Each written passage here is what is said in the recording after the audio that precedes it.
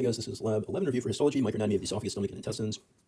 Let's get started. So the nice thing about this entire lab is that there's 4 distinctive layers throughout the entire GI tract. There's a little bit of variation between them, but it's pretty consistent with you have a mucosa, a submucosa, a muscularis externa, and then serosa or adventitia, depending on if you're intraperitoneal, completely surrounded by the peritoneum, or if you're retroperitoneal overall. And so our mucosa is our first part that consists of the epithelium, and then the lamina propria, and then a muscularis mucosae, which typically helps to empty the glands onto the surface of or into the lumen overall. All right, and then after the mucosa, your submucosa, you're going to have the blood vessels. It's dense, regular, loose connective tissue, and you're also going to have ganglion nerves of the submucosal mesenteric plexus. You'll have lymphatic tissue here as well, and then as we'll see, it has glands in the esophagus and duodenum only. And then our muscularis externa, we're familiar with from anatomy, but we have our circular muscle, and then we have our longitudinal muscle, and then we have our mesenteric plexus in between. Okay, so not too bad. Let's just take a quick look. So we have this handy table that was given to us that describes the epithelium overall, but notice we have our mucosa, our first layer, submucosa, muscularis externa, and then whether or not you're retroperitoneal or intraperitoneal for serosa or adventitia if you're retroperitoneal, aka fibrosa. So for skeletal muscle versus smooth, it's almost entirely smooth muscle in the muscularis externa. However, for the top 1/3 of the esophagus, you have skeletal muscle. The second 1/3 is a mix of skeletal and smooth, and then the bottom 1/3 of the esophagus is smooth, and then everything until you get to the external anal sphincter is going to be smooth, and the external anal sphincter is going to be smooth, or skeletal muscle itself. All right, and then other than that, as you can see here, we're dealing with simple columnar cells the entire time. We have surface mucus cells for the stomach. And then as we get to the intestines, we have still simple columnar, but they're enterocytes and goblet cells, but no goblet cells in the stomach. We do have mucus, but they're not coming from goblet cells. All right, and then once you get to the upper anal, you have simple columnar, but it starts to switch into stratified and cuboidal columnar, and then simple squamous non-keratinized, and then you end with simple squamous keratinized, and then you actually end in some thin skin with the perianal thin skin. All right, so just a quick note on the nervous system. We have the enteric nervous system lining the GI tract. We said in the submucosal, the second layer, you have the submucosal plexus, and this is for controlling secretion and blood flow. Then we have deep to that, in between our layers of myocytes, we have the myenteric plexus between our circular layer and then our longitudinal layer of muscle. And then we have our parasympathetic and sympathetic nervous system will synapse with both the myenteric and mucosal plexus, but together these make up our enteric plexus. And so basically just controlling motility, movement of the boluses of food through the GI tract, and then also controlling glands. All right, so starting with the esophagus, this particular slide in lab was like this, but it was an unfolded circular section like that. So we have our 4 basic layers. We have our mucosa, submucosa, muscularis externa, and then adventitia. So here is our mucosa. Deep to that, we have the submucosa. Then you can see we have 2 layers of muscle for the muscularis externa. In between that is going to be our myenteric plexus. Then we have deep to this, our adventitia. Notice it's not peritoneum because we are in the esophagus region, not in the abdominal cavity. Okay, so our mucosa, if we were to, let's see if we have a good one, zoom in on our mucosa, we have our epithelium, which you can see is stratified, squamous, non-keratinized. Then we have our lamina propria, and then we have our muscularis mucosa, that make up our 3 parts of our mucosa overall. All right, and so you can actually have some mucosal or cardiac glands in the esophagus in the lamina propria, but we don't see them here. You'd see them when you get close to the stomach. Then we have the submucosa, which is going to start here and continue until you get to the muscularis externa. And so you can see that here, this is the submucosa, and our boundaries are muscle and muscle, with the muscularis mucosae and then the muscularis externa. And then this gland right here is a submucosal gland. It's called the esophageal gland proper, and it moistens the surface of the esophagus. And just take a look at it real quickly. You can see you kind of have a mixture of serous and mucus. This looks like mucus, this looks like serous overall, but it's mostly supposed to be serous. Then if we look at our muscularis externa here, we have the smooth, circular muscle and the longitudinal muscle. And so if we just take a look at that, this is our circular muscle because we're in a circular cross section. And then this is smooth. Then we have the myenteric plexus, and then we have the longitudinal muscle here. And this one, it's very blurry, but this is smooth muscle and this is skeletal muscle. And so that tells us that if we have smooth and skeletal muscle, we must be in the second or the center part of the esophagus. The first third is skeletal, second third is a mix, and then the bottom third of the esophagus is just smooth. Okay, and then past this, we have our adventitia overall. Okay, then we get to the stomach, and there's a decent amount going on here, but we start with the basics. We have our mucosa, submucosa, muscularis externa, and then our serosa. The stomach is unique in the sense that it has actually 3 layers of muscle in the muscularis externa. We have the oblique layer, the circular longitudinal, and of course we'll have our myenteric plexus here, and then we'll have our messengers or submucosal plexus and our submucosa. But basically, the parts of the stomach are divided by their glands. And so we have the cardiac region here, which is going to have cardiac glands, and they're going to be similar to the glands in our pyloric region right here. And then the fundus and the body are going to have our gastric or oxyentic glands, also called fundic glands overall. But all of this is going to be simple columnar with surface mucus cells, as we can see here. These are simple columnar. It's not the best cross-section for all these and super zoomed in, but we're going to be looking at the stomach for the cardiac region because it has cardiac glands, then the gastric glands, and then the pyloric glands overall. And so just to get a sense, gastric glands are going to have our parietal cells, which do HCl and intrinsic factor, which is important for vitamin B absorption, and then we have our chief cells in our gastric glands. And then our pyloric glands, we'll get to in a little bit, but they should have our gastrin overall. Okay, so starting with the, just looking at, we kind of already went over a decent amount of this, but the layers of the stomach, we can see we have the mucosa right here. This is mucosa, we have submucosa, then we have our muscularis externa, then we have our serosa because we're covered in peritoneum overall. And then in terms of figuring out which of the three muscle layers you have here, you have to look at it pretty closely, but we do have the mesenteric plexus between, so you can find circular longitudinal pretty easily, and then the top one, or the closest to the lumen is going to be the oblique one. Okay. And here, because we have the peritoneum here, you should theoretically have a layer of simple squamous cells, which is the mesothelium from the peritoneum. Okay, then we have our, so looking at the cardiac part of the stomach in particular, because really each of these three, you just have a difference in mucosa. So the cardiac part of the stomach, which is adjacent to, or the esophagus, or where the esophagus meets the stomach, you have epithelium that's made up of simple columnar surface mucus cells, and you can see that here, right? You can see these little dots, they're kind of washed out, simple columnar, these are all mucus-producing cells. Then they have these invaginations, which you can see here, these are gastric pits, and they are the ducts of the cardiac gland. So if you were to trace them down, then you start to get into the cardiac gland, which you can see here, so gastric pit, and then this looks like an inverted Y overall. And so we have the pit, the neck, and then the body, and then the base. And so we have, within these gastric pits, you have undifferentiated stem cells, you have mucous neck cells, we have surface mucus cells at the top and in the pit, and then the body you have mucus cells, just producing mucus, and then you have enteroendocrine cells overall. So not too bad. In between, right, so we have epithelium here, this is lamina propria right there, and if you were to zoom in on our lamina propria, see if we can do it, we do have diffuse lymphatic tissue here, and you should be able to see, maybe this one right here might be a plasma cell, because this is going to have immune system cells, okay? And, yep, okay, okay, moving on. So, submucosa, no glands, we do have our muscularis mucosa, and it does have, you can see some fibers extending upwards towards the base of the cardiac glands, and this is to help move excretions out of the glands and into the lumen of the stomach. Okay, so not too bad. Simple columnar mucus at the top. We have gastric pits with mucus cells in them. Okay, then we get to the fundus and the body of the stomach, and you can see that we still have columnar cells, and there's still surface mucus cells overall. We still have our gastric pits, but one of the things that's different here and how you know that you're in the fundus is you have a transition in the sense that you can see that we have eosinophilic staining at the neck region of the gastric pit. So if we were to trace this down, it should, again, form something like this.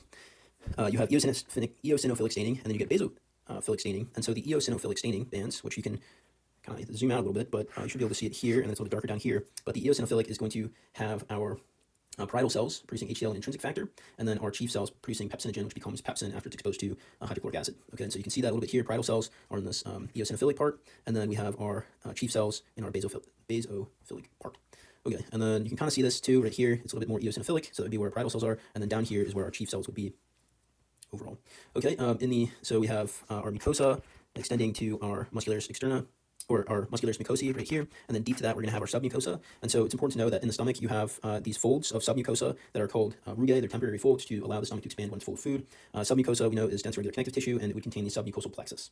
Okay, and then deep to the submucosa you start to get into the layers of the muscularis externa, and yeah, that's that overall. Okay, our chief cells, here's just a electron microscopy version of it. You can see we have a bunch of granules, and these are pepsinogen granules, which will be converted into pepsin for protein digestion. Here's our parietal cells, and we'll go over that in a little bit, but you can see we have granules for gastric intrinsic factor overall, which is important for B12 absorption, which we had in a physiology lecture.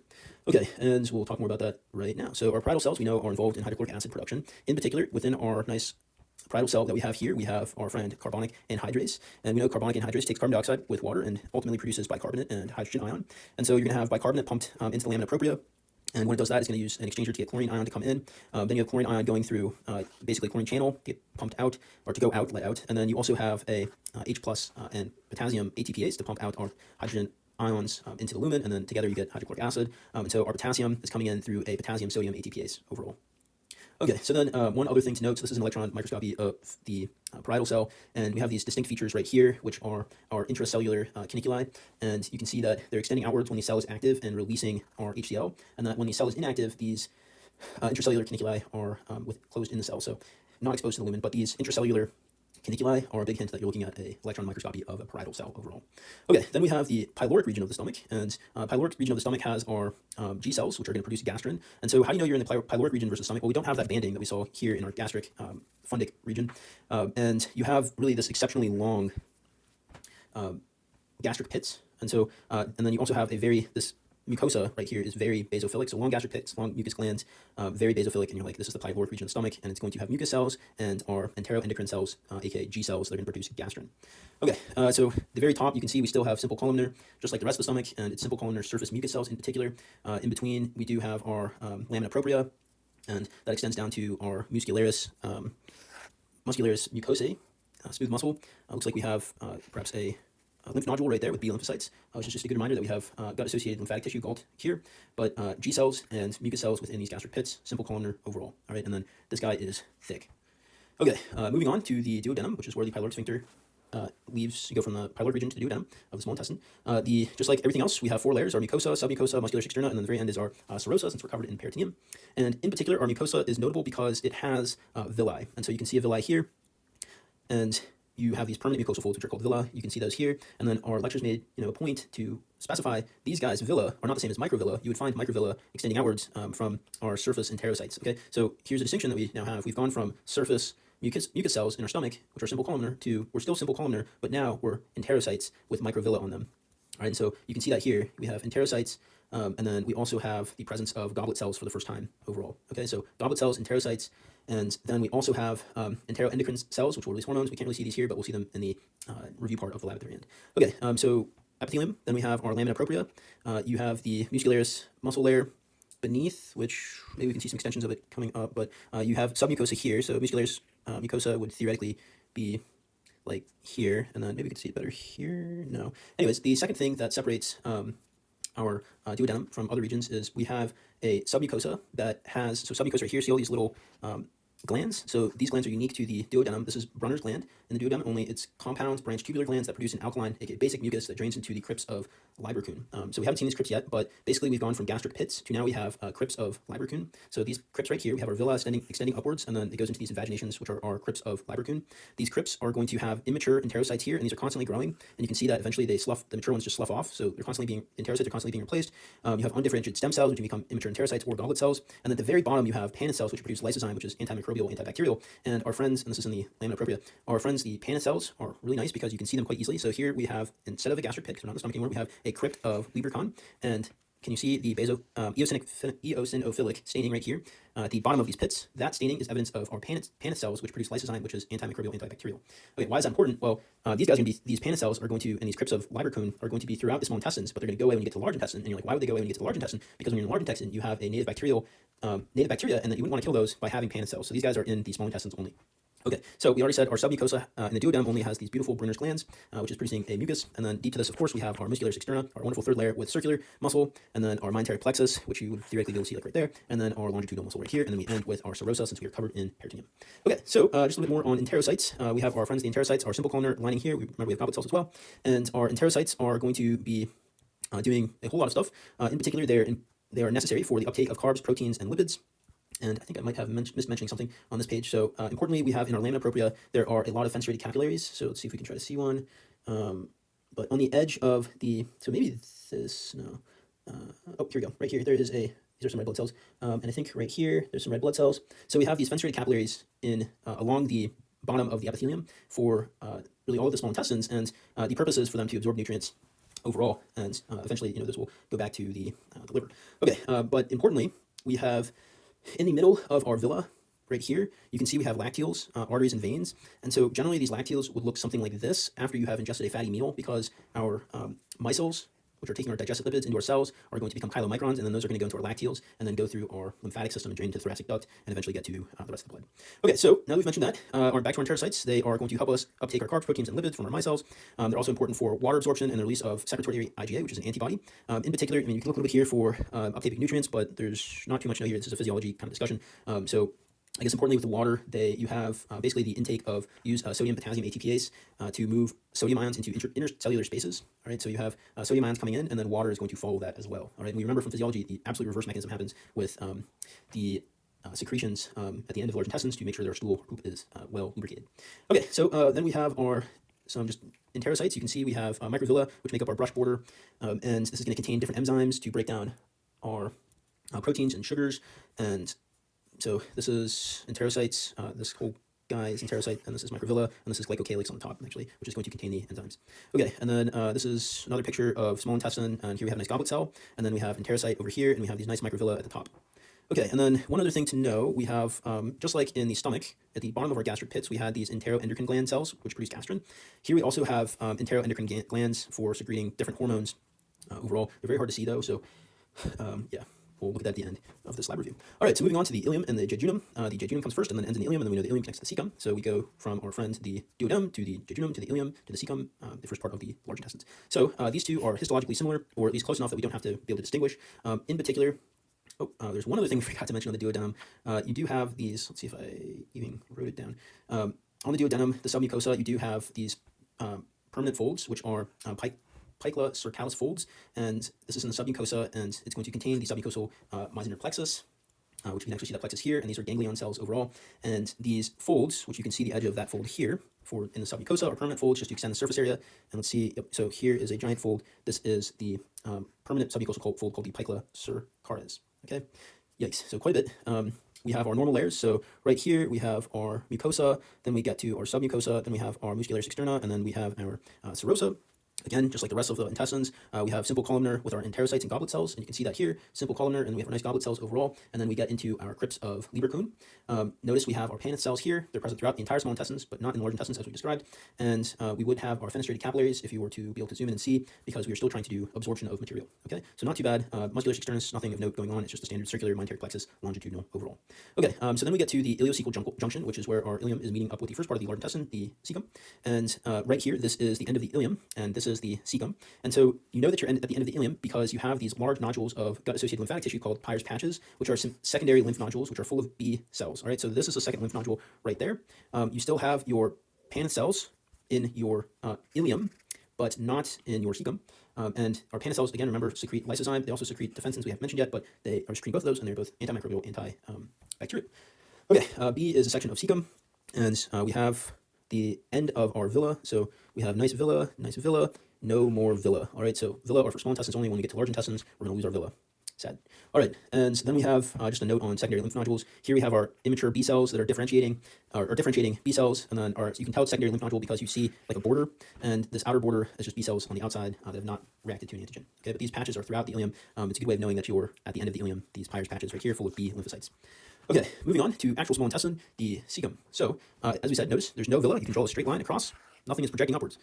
This is enterocytes and goblet cells, just like in the small intestines. So we do have simple columnar right there.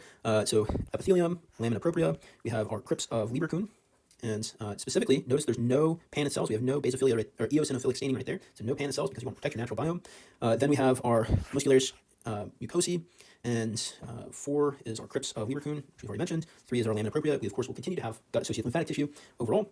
And then nothing special going on with our submucosa and muscularis externa, but just a reminder, submucosa, dense irregular connective tissue with our muscularis plexus, or submucosal plexus. Okay, our colon looks the same as the cecum, but has a difference in the muscularis externa. So what is that difference? Well, before we get to that, just a reminder, so look, no villa, again, large intestines, no villa. We have our lamina propria.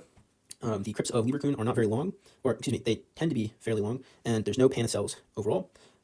And we have our submucosa, and then our muscularis externa, we have our circular muscle, which is normal, but then our longitudinal muscle has become weird, and you can see this here. We now have tensae coli.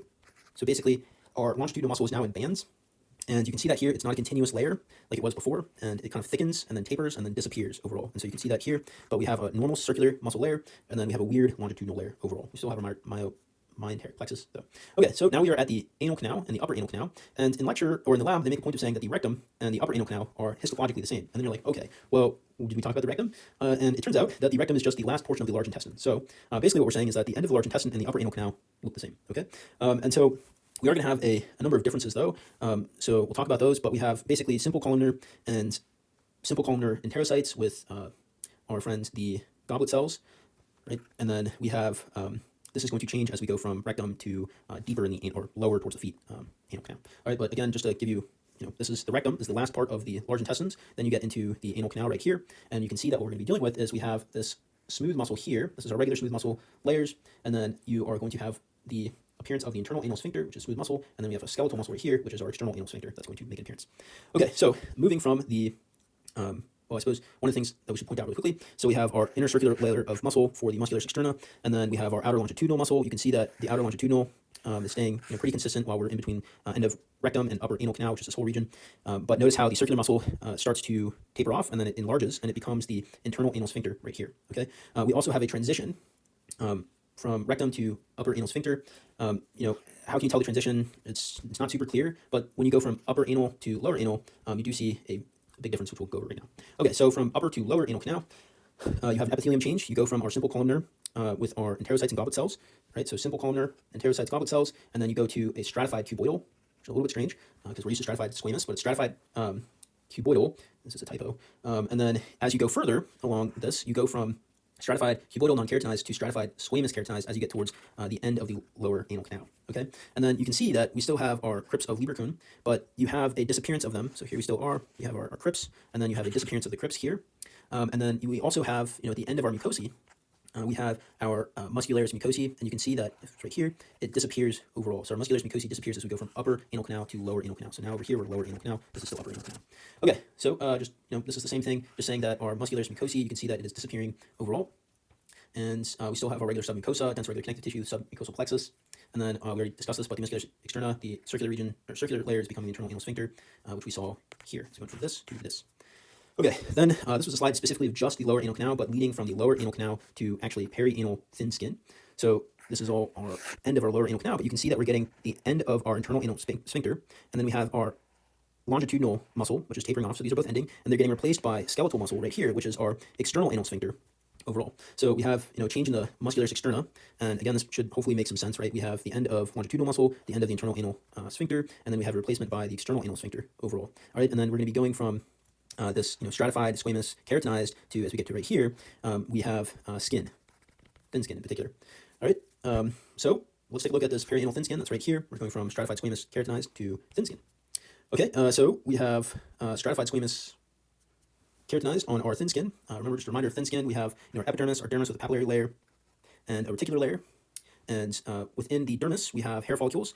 Within that, the dermis, we have eccrine sweat glands, which are not associated with the hair molecule, and then we have apocrine sweat glands, which are associated with the hair molecule, and we also have sebaceous sweat glands. So apocrine sweat glands are associated with hair follicles. It looks like here there might be something, hair follicle there, but these are apocrine, and you can see they have relatively big lumens, whereas our eccrine sweat glands do not have big lumens, and they're very basophilically stained. All right, sebaceous glands are pretty washed out looking, and they are connected to a lumen of a hair follicle. So this is what we've been given. This is definitely keratinized. It has a reticular layer here in the dermis, and then past that you get to the reticular layer should extend down, and then you get subcutaneous fat. 3 is a hair follicle, impossible to tell. I mean, we're just told that it is.